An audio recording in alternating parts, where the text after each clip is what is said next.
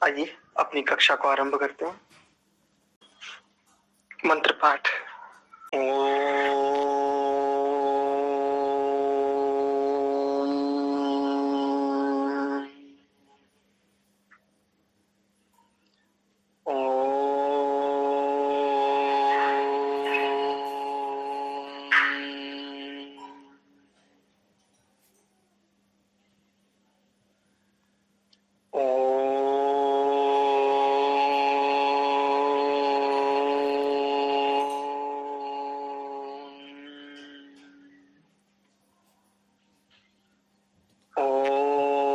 सहनावतु सहनौ भुनक्तु सह वीर्यं करवावहै तेजस्विनावधीतमस्तु मा विद्विषावहै। ओम शांति शांति शांति।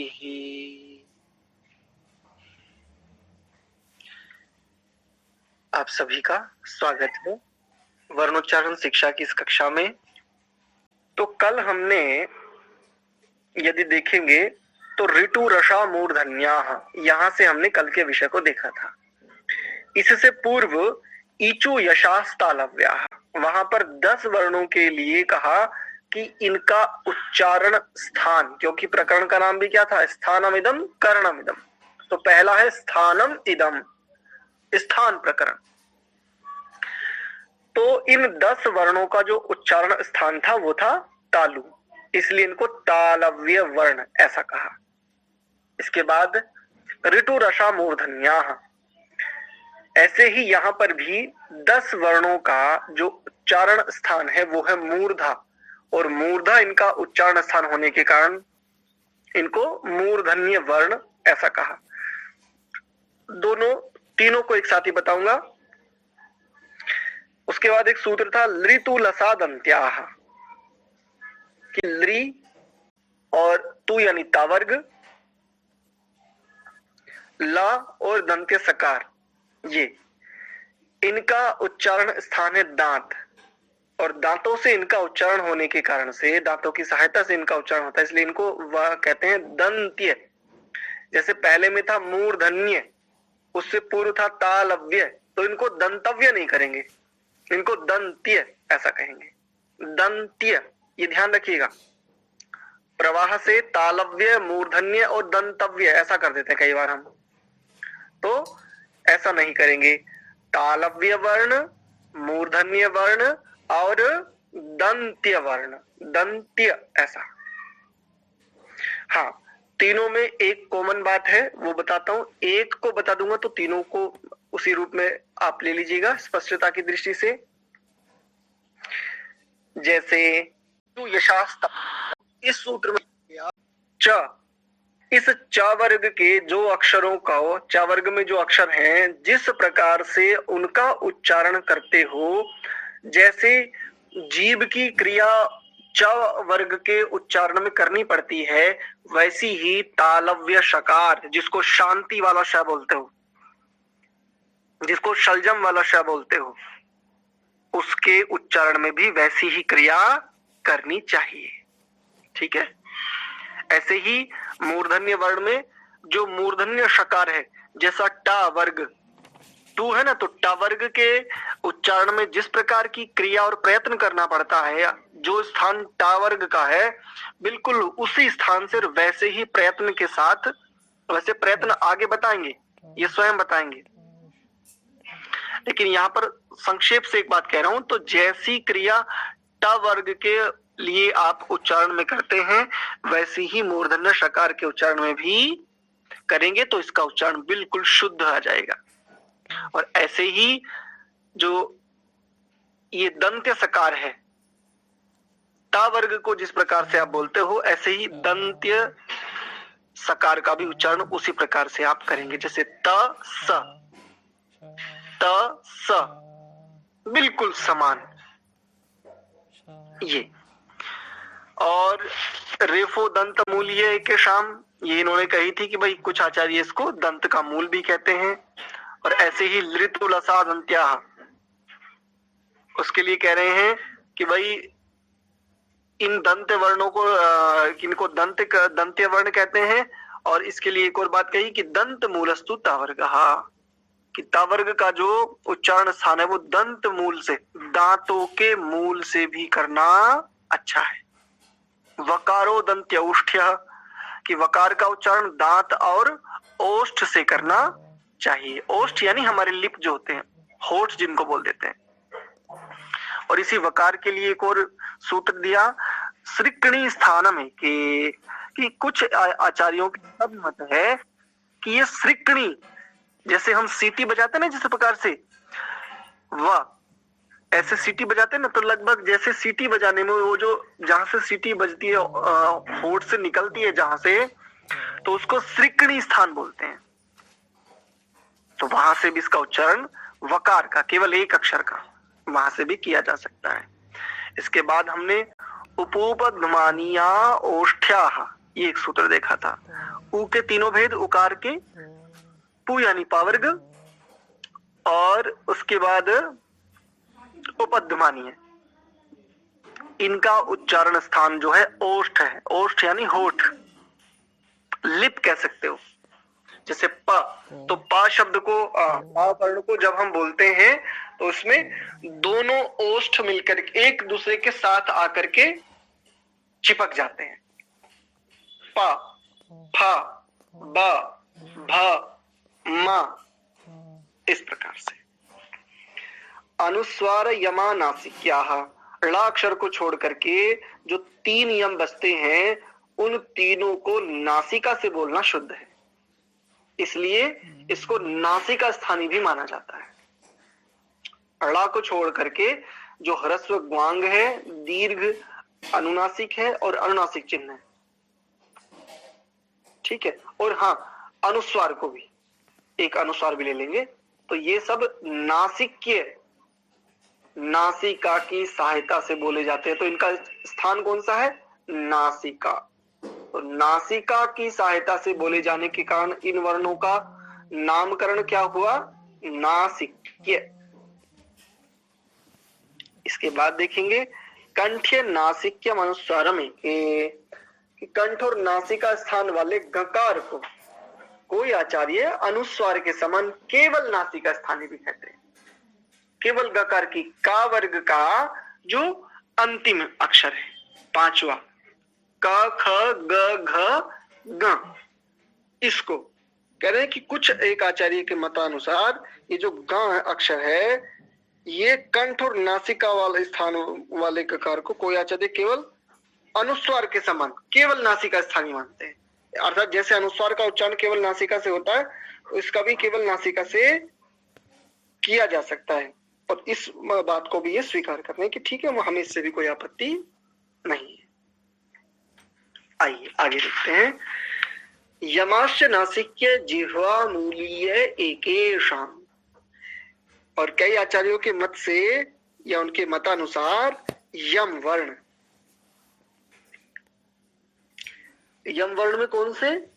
भाई लकार को जो ला है, ला, ये जो अक्षर है उसको छोड़ करके ह्रस्व ग्वांग, दीर्घ अनुनासिक और अनुनासिक, ये भी नासिका और जिह्वा मूल स्थान वाले माने जाते हैं कुछ आचार्यों के मतानुसार। इसके बाद था ए दैतौ कंठ्यतालव्यौ, तो ए, इनके 2 भेद होते हैं, दीर्घ और प्लुत। जो एकार है और ऐकार है इनका ह्रस्व भेद नहीं होता, ठीक है। तो ए और ऐ ये कहां से बोले जाते हैं? तो कंठ और तालु, कंठ स्थान है और तालु दोनों से बोले जाएंगे। अगला सूत्र है, इसमें देखेंगे तो ऐसे ही ओ दौतो कंठ्यौष्ठ्यौ, ऐसा होना चाहिए।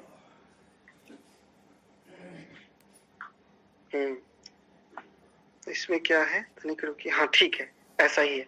ओ दौतौ कंठ्यौष्ठ्यौ, तो कह रहे हैं ओ और औ इन अक्षरों का जो स्थान है वो कंठ और ओष्ठ है।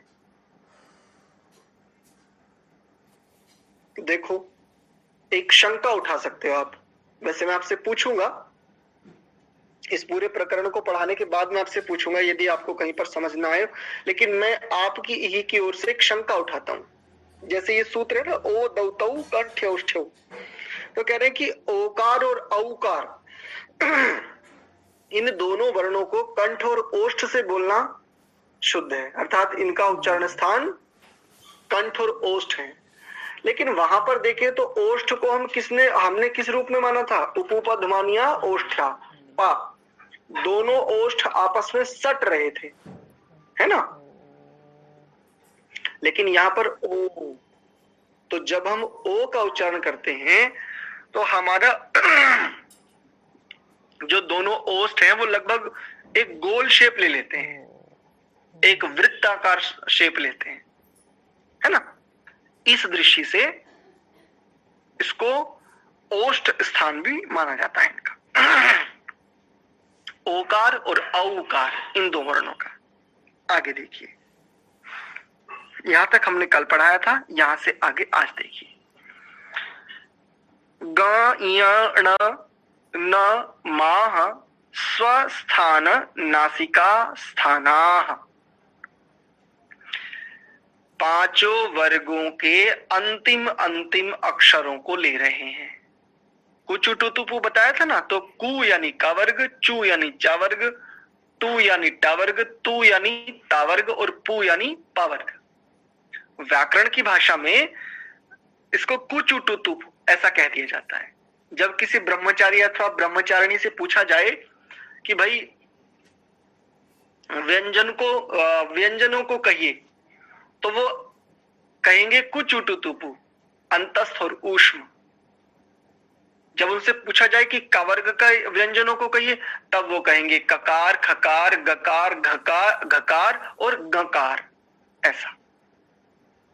तो व्याकरण की दृष्टि से पांचों वर्गों के अंतिम अंतिम अक्षरों को उन्होंने लिया, ग, य, ण, न और म।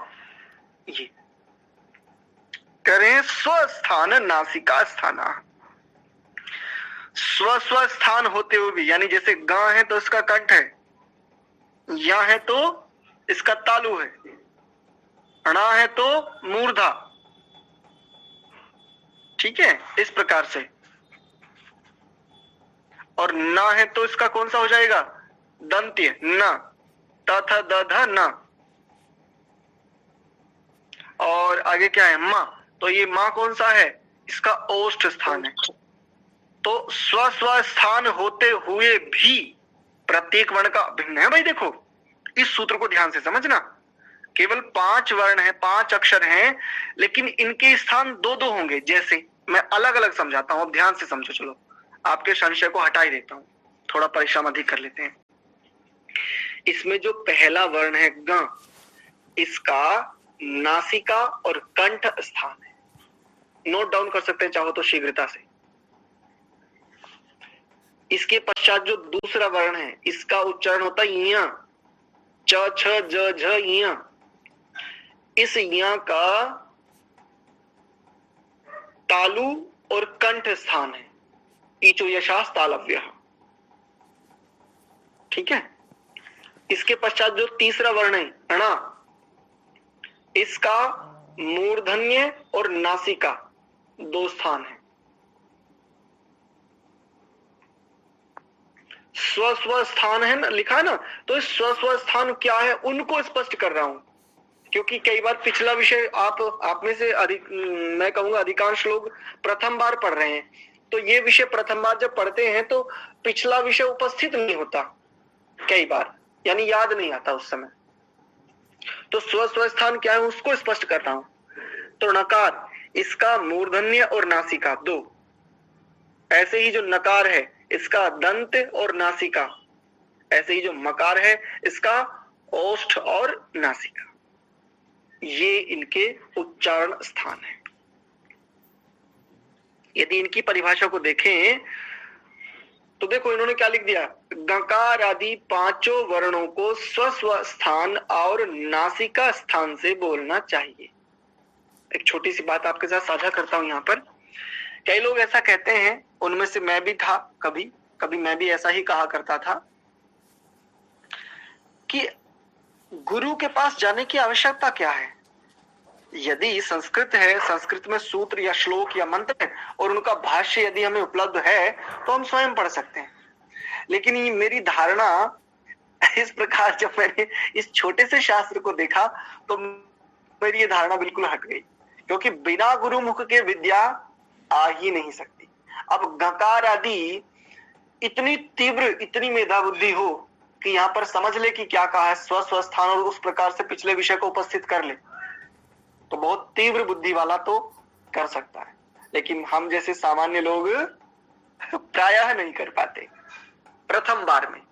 हाँ, एक दो बार उसका पारायण यदि कर ले तो उसके पश्चात उपस्थित हो भी सकता है, लेकिन प्रथम बार में ऐसा उपस्थित हो जाए, ये इसके कम अवसर है ऐसे।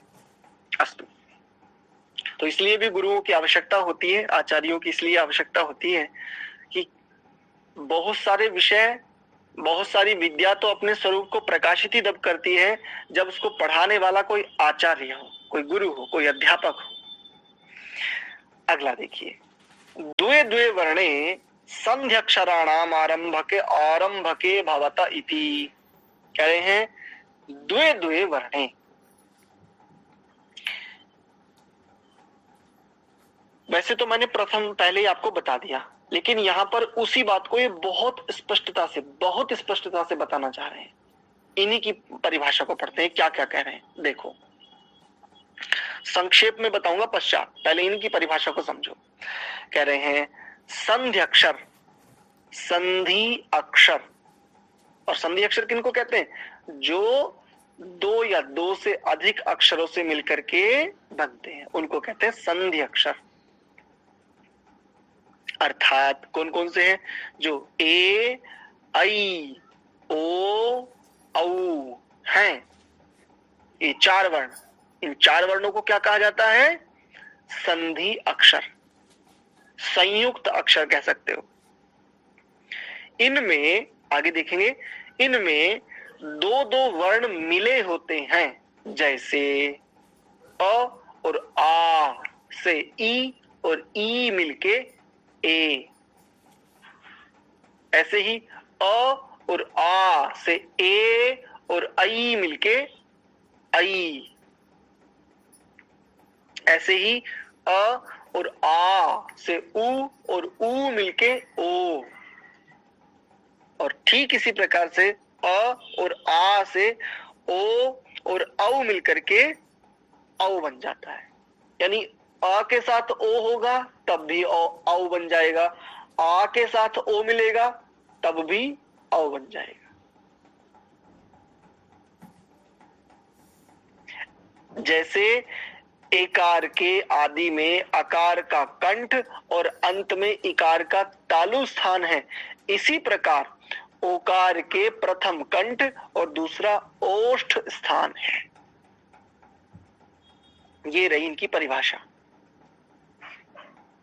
सरलता से समझो। यदि अच्छा, पहले आपसे पूछता हूं, क्या पता आपको स्पष्ट हो गया हो, कितने लोगों को ये वाला सूत्र स्पष्ट हो गया है? एक बार हैंड रेज करो तो, जिन जिनको ये सूत्र स्पष्ट हो गया। विपिन जी को हो गया, ठीक है, और केवल विपिन जी को हुआ है? चलिए बहुत बढ़िया, कोई बात नहीं, ठीक है, दोबारा से समझाते हैं, सरलता से समझो, कोई बात नहीं, थोड़ा सा कठिन है।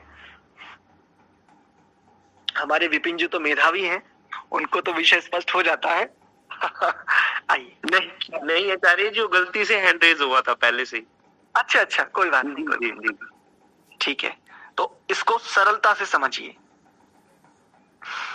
और वैसे इस उदारता और इस सत्यवादिता के लिए आप बहुत प्रशंसा के पात्र हैं। नहीं तो फ्री में मिल रही, फोकट में मिल रही जो प्रशंसा है, उसमें बड़ा आनंद आता है कई बार वर्तमान समय में, लेकिन आपने कि नहीं फ्री की नहीं चाहिए कुछ भी। तो ये सत्यवादिता के लिए आपको बहुत बहुत बहुत वास्तव में अभिनंदन। आचार्य जो पीछे जो आपने करवा रहे थे ना, उसके लिए हैंड रेज किया था, वो थोड़ा सा उसमें कुछ डाउट्स थे इसलिए। अच्छा अच्छा, जी इस विषय को पढ़ा दूं, प्रथम प्रकरण को पढ़ा दूं, फिर शंका समाधान को एक ही बार लूंगा सारे को, जी जी क्योंकि 9:45 पे हम कक्षा को बिल्कुल लीव करेंगे। जी देखिए, 4 अक्षर हैं, ए, आई, ओ और औ। इन 4 अक्षरों को संधि अक्षर अथवा संयुक्त वर्ण भी कहा जाता है। इतनी बात स्पष्ट है सभी को? भाई हाँ ना में उत्तर दिया करो। है। हाँ जी, जी, हाँ जी। अब आगे देखिए जी, आगे देखिए, जैसे आ और ई, इससे मिलकर के ए बन जाता है। ह्रस्व आकार और ह्रस्व इकार, इनसे मिलकर के भी ए बन जाता है। दीर्घ यानी आकार और ह्रस्व इकार, इससे मिलकर के भी ए बन जाता है। ह्रस्व आकार और दीर्घ ईकार, इससे मिलकर के भी ए बन जाता है। फिर से देखिए, एक को समझ लीजिए बस, बाकी अगले आपको सारे के सारे समझ में आ जाएंगे। अच्छा, कल लिखने का बोर्ड की भी व्यवस्था कल करूंगा, आज आपको ऐसे समझाता हूं।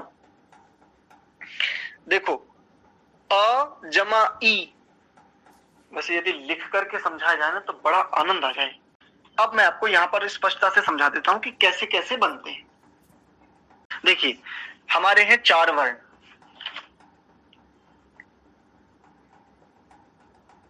ए, आई, ओ और औ। ये हमारे 4 वर्ण हैं। देखिए, दिख रहे हैं सभी को? जी आचार्य जी। दिख रहे हैं ना? ठीक है।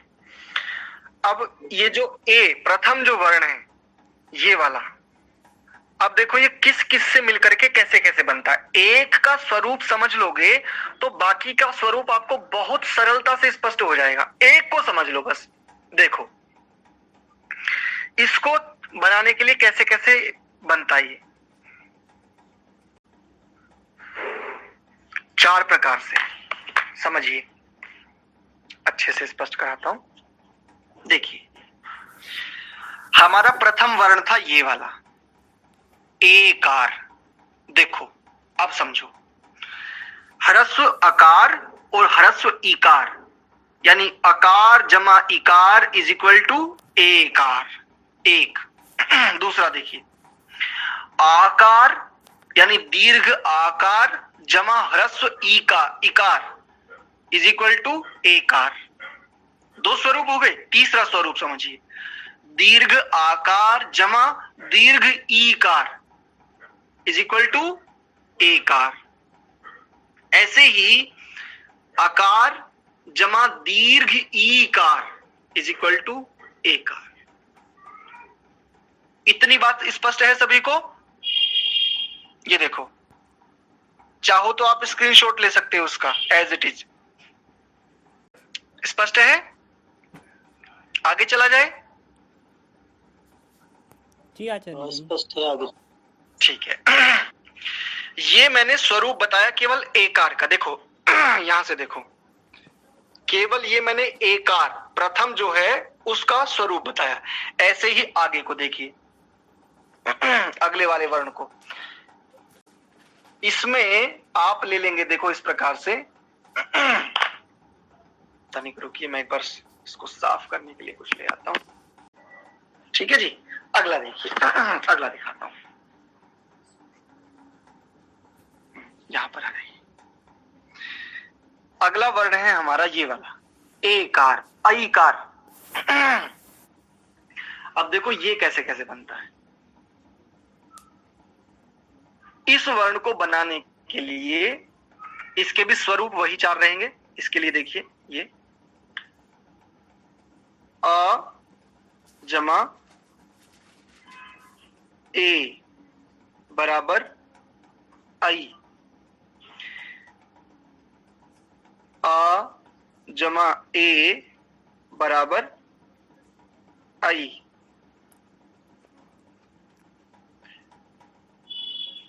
इसको ऐसे ले लेंगे अब, आ जमा आई बराबर भी आई, और फिर उसके पश्चात ले लेंगे आ जमा आई बराबर भी आई। ये देखिए, ह्रस्व आकार के साथ में जब दीर्घ एकार जुड़ेगा तो बनेगा आई कार। अ जमा ए इज इक्वल टू आई। ऐसे ही आ, दूसरा वाला देखिए, दीर्घ आकार जमा ए कार बराबर आई कार। ऐसे ही तीसरी पंक्ति देखिए, आकार जमा आई कार बराबर भी आई कार ही रहेगा। और ऐसे ही चौथी यानी अंतिम देखिए, तो आकार जमा आई कार बराबर आई कार ही रहेगा। स्पष्ट है? हाँ जी। चलिए तीसरा वर्ण देखिए अब इसी प्रकार से। प्रारूप यही रहेगा, बस हमें वर्णों को थोड़ा सा ध्यान रखना है, और यदि नोट डाउन करने की अनुकूलता है तो वो और भी उत्तम रहेगा उससे भी। ठीक है, बस ये ध्यान रखिए कि वर्णों को ध्यान रखना है। अईकार बनाने के लिए अ और ए ये चाहिए होगा, अ और ए ये वाला, और एकार बनाने के लिए अ और ई ये चाहिए होगा। अब ओ को समझिए, प्रारूप बिल्कुल ऐसा कैसा ही है, जो का त्यों प्रारूप है, कोई अंतर नहीं है बिल्कुल भी। देखिए, अ जमा उ यानी ह्रस्व उकार बराबर ओ। ओम शब्द देखा आपने? ओम बाद में बताऊंगा, चलो वैसे पहले इसको पढ़ा देता हूं। दीर्घ आकार जमा ह्रस्व उकार बराबर ओकार। ऐसे ही इसके पश्चात देखेंगे, ह्रस्व, थोड़ा सा आप लिख देते हैं, ह्रस्व आकार जमा दीर्घ ऊकार बराबर ओकार। ऐसे ही दीर्घ आकार जमा दीर्घ ऊकार बराबर ओकार। ये संधि पढ़ रहे हो आप, ये समझ लो कौन सा सूत्र लगता है, किस सूत्र ने क्या किया, किसका लोप हुआ, कहां पर क्या कार्य किया। व्याकरण से यदि समझना चाहोगे तो बड़ा कार्य होता है, लेकिन ये बस ये समझ लो कि किससे होकर के क्या होता है, ये ऐसे है बस। देखिए, प्रथम अकार जमा ह्रस्व उकार बराबर ओकार, दीर्घ आकार जमा ह्रस्व उकार बराबर ओकार। ऐसे ही तीसरे देखेंगे, तीसरी वाली पंक्ति में ह्रस्व आकार जमा दीर्घ ऊकार बराबर ओकार। ऐसे ही दीर्घ आकार जमा ऊकार बराबर ओकार। स्पष्ट है सभी को? ये देखिए, स्पष्ट है जी? हाँ जी। चलिए बहुत बढ़िया। अंतिम देखिए 936। हाँ ठीक है, अंतिम वर्ण को और पढ़ लीजिए। ये वाला वर्ण है औकार। तो देखो ये किस किस से मिलकर के बनता है। अ जमा ओ, मैं एक बार पहले नोट डाउन कर लेता हूं। देखो, अकार जमा ओकार बराबर क्या हो जाएगा? औकार। एक स्वरूप हो गया।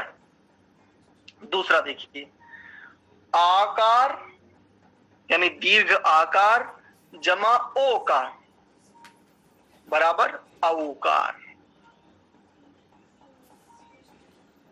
इस प्रकार से 2 स्वरूप हुए। तीसरा स्वरूप देखिए,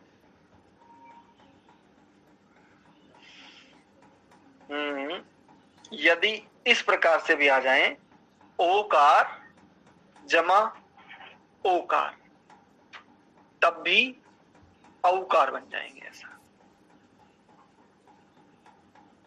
ठीक है,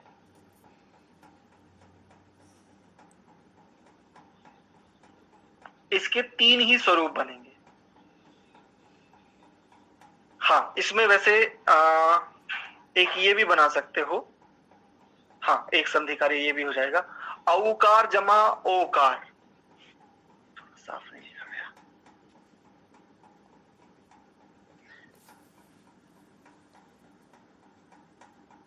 औकार जमा ओकार, ये भी बराबर हो जाएगा आपका औकार। ये देखिए,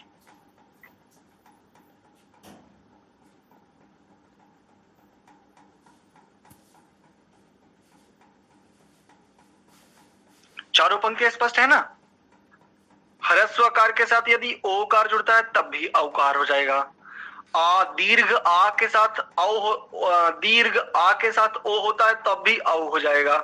ओ के साथ ओ होता है तो भी औ हो जाएगा। और औ के साथ में ओ मिलते हैं दोनों, तो इन दोनों के स्थान पर एक हो जाएगा, औ। स्पष्ट है सारा का सारा विषय।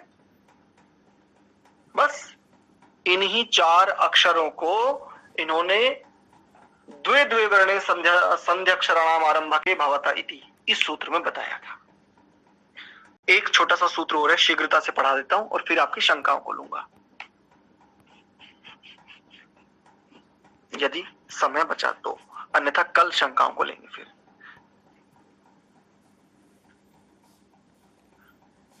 हाँ, अंतिम सूत्र देखिए, कह रहे हैं सरेफ री वर्ण, जो रेफ के सहित री वर्ण है उसको मूर्धा स्थान में बोलना चाहिए। एक प्रश्न आया था ना कि भाई री अक्षर जो है उसको कैसे बोलें, तो उसके लिए इन्होंने सूत्र बताया, सरेफ, रेफ सहित जो री वर्ण, उसका स्थान कौन सा है, मूर्धा स्थान है।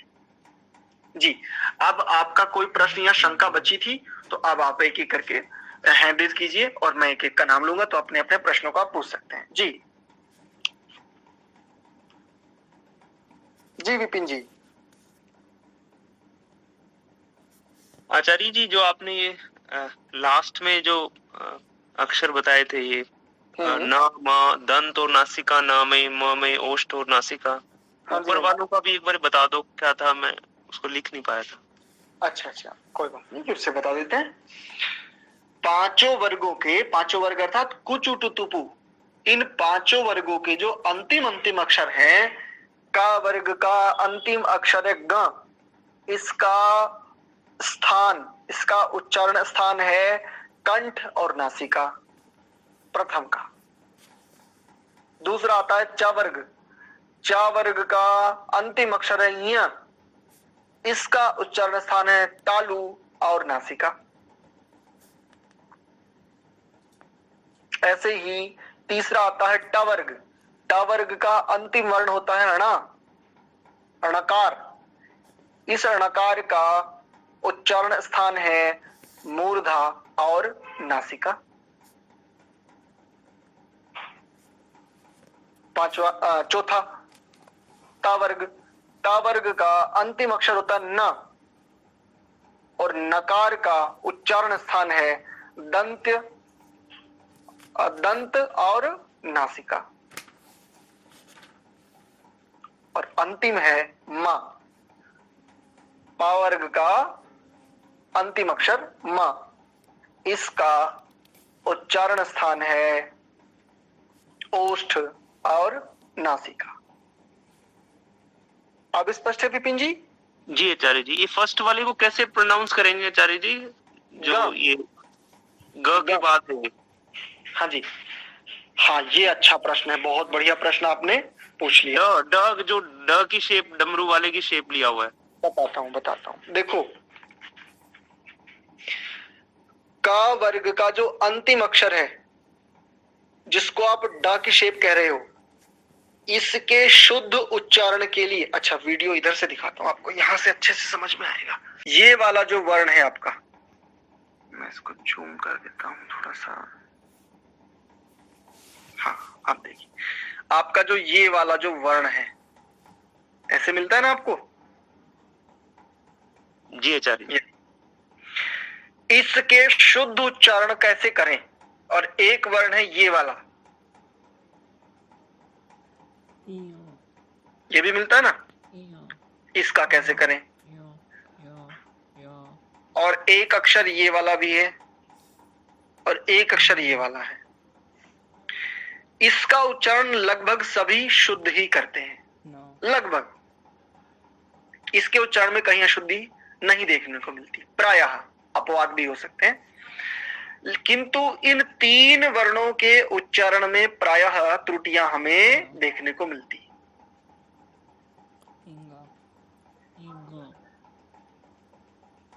अब देखिए इसका उच्चारण शुद्ध कैसे करें, तो इसके लिए एक अक्षर लिख रहा हूं, ध्यान से समझना, पुस्तक में नहीं है ये, कोई आचार्य भी नहीं समझाते, मेरे आचार्य ने भी मुझे नहीं समझाया था, लेकिन जब मैंने प्रथम बार अपने ब्रह्मचारियों को पढ़ाया था तब मैंने उनको सिखाने की दृष्टि से ये इस तरीके से, इस प्रारूप से मैंने उनको बताया था। इस का वर्ग का जो अंतिम अक्षर होता है, इसका शुद्ध उच्चारण करने के लिए इस वर्ण को ले लीजिए, गा को, और इस गा को दोनों हाथों से अपनी नासिका को इस प्रकार से पकड़िए, मैं आपको देखो दिखाता हूं, ऐसे गा, और इस समय जो आपका प्रोनाउंसिएशन है बिल्कुल शुद्ध है, ठीक है जी।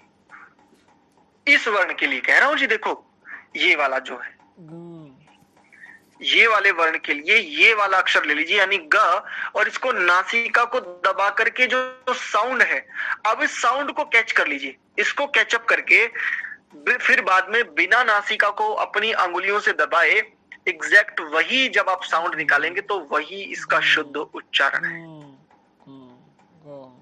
स्पष्ट है विपिन जी? आप सभी को भी स्पष्ट है? जी आचार्य जी।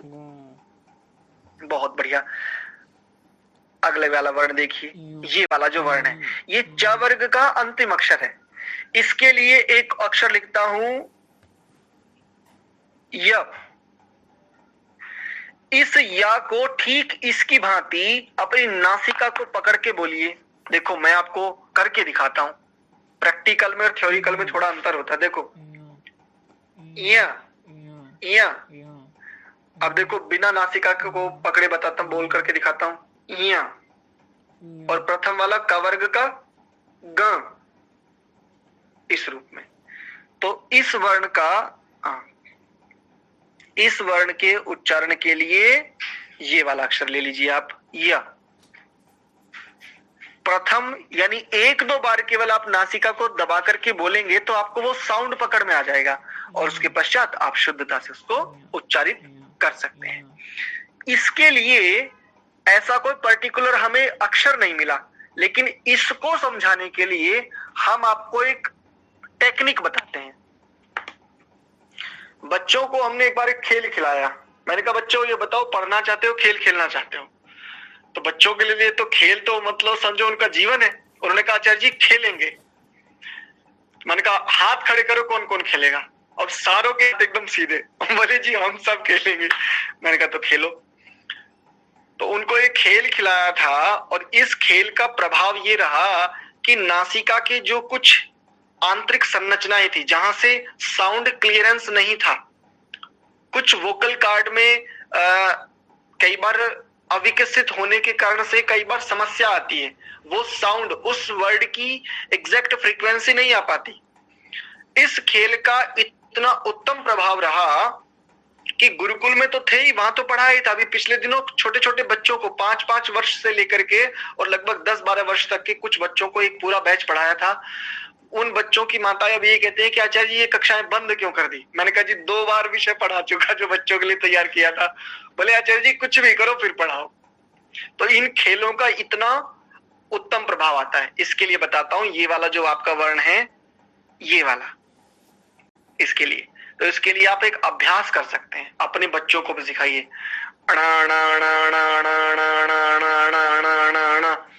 यदि आरंभ में इस प्रकार से ना हो पाए तो आराम से और धीमी गति से अणा अणा अणा अणा या अण अण अण ऐसा।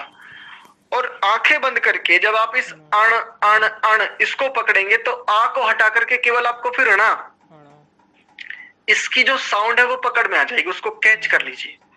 और कैच करने के बाद फिर अणा। जिस दिन आपका उच्चारण ये हो जाए, जो भी करके दिखाऊंगा, उस दिन मान लेना कि इस अणकार का उच्चारण आपका शुद्ध हो गया।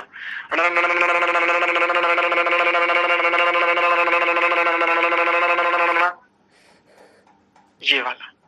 जिस दिन आपकी अभ्यस्तता यहां तक आ जाए, उस दिन मान लेना कि आपका ट वर्ग का जो 5वां अक्षर है णकार, इसकी शुद्ध ध्वनि उद्घोषित उद्भासित होने लगी है आपके कंठ से।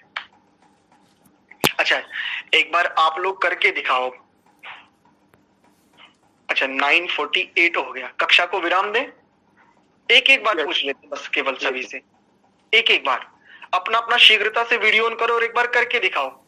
केवल अंतिम अक्षर, ये जो णकार है, ये वाला। चलो मैं नाम लेते चलता हूं। गौरव जी, पहले इनके लिए कह रहा हूं, आप उसको पहले अण अण अण, जैसे एक शब्द होता ना अंड है या अंडज, एक शब्द होता है अंडज, तो ऐसे ही अण, डज को हटा दीजिए बाद वाले को, तो प्रारंभ में अण ऐसा। ठीक है, चलिए गौरव जी अनम्यूट करके एक बार बोलिए शीघ्रता से। अनम्यूट कीजिए अपने आप को, अनम्यूट कीजिए।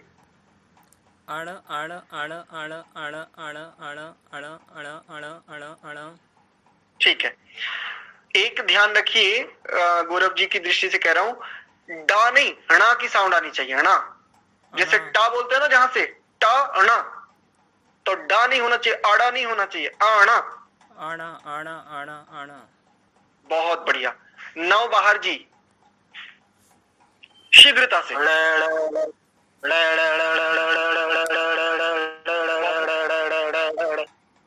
हाँ, डा की साउंड आ रही है, उसको अणा कीजिए, अणा णा णा। अब ठीक है, बहुत सुंदर। विपिन जी। जी आचार्य जी। आना ना ना ना ना ना ना ना ना ना। बहुत बढ़िया। इनके आना ना ना ना ना ना ना। जी जी, इनके पश्चात हैं गौरव जी हो गए। गौरव जी के बाद सुनंदा बहन जी।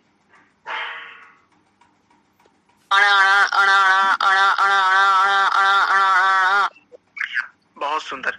पूनम तंवर जी।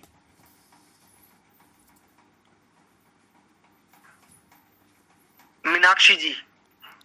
हाँ पूनम जी बोलिए।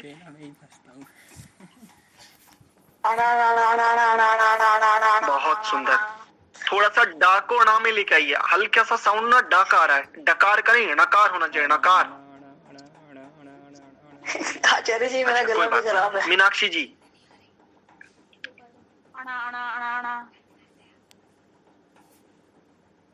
कुसुम लता जी।